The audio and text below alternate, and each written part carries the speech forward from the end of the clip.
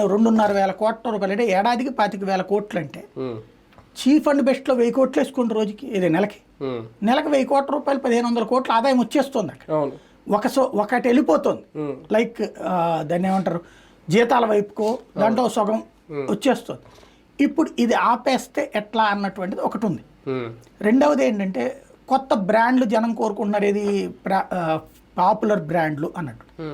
Popular brand నేను అనుకోవడం అయితే పాలసీ వీళ్ళు తెచ్చేది ఎట్లా ఉంటుందంటే ఈ మద్యం దుకాణాలని కొనసాగిస్తూ ఇంకొన్ని ఎక్స్పాండ్ చేస్తారు. అంటే ఇప్పుడు జగన్ 1000 ఇచ్చాడు అనుకుంటే వీళ్ళు దాన్ని 2,000 3,000 చేస్తారు. లేదు జగన్ 2,500 3,000 అయితే 2,500 అన్నారు మనం, అంతకుముందు 4,500 ఉండేయట. జగన్ వచ్చాక దాన్ని తగ్గించుకుంటూ రావడం వల్ల 2,500 ఏమైనాయి. ఇప్పుడు దాన్ని మళ్ళీ 4,500 చేయొచ్చు. చేసేసి వాటి దగ్గరన బ్రాండ్లు మాత్రం ఇవన్నీ కింగ్ ఫిషర్లు అయ్యో ఉంటాయి అడగట కదా, మందు రకరకాలు విస్కీలు బ్రాండీలు అవన్నీ పాపులర్ అవన్నీ తీసుకొచ్చి పెడతారు. అవి కూడా పాత బ్రాండ్లు అడుగుతున్నట్టు. ఇప్పుడు ఇక్కడ అవి ఏంటంటే ఇక్కడ కూడా దొరుకుతున్నాయి, ఆంధ్రాలో కూడా ఈ జగన్ ఉన్నప్పుడు కూడా అవి వాకిన్ స్టోర్స్కి వెళ్ళి తెచ్చుకోవాల్సి వచ్చేది.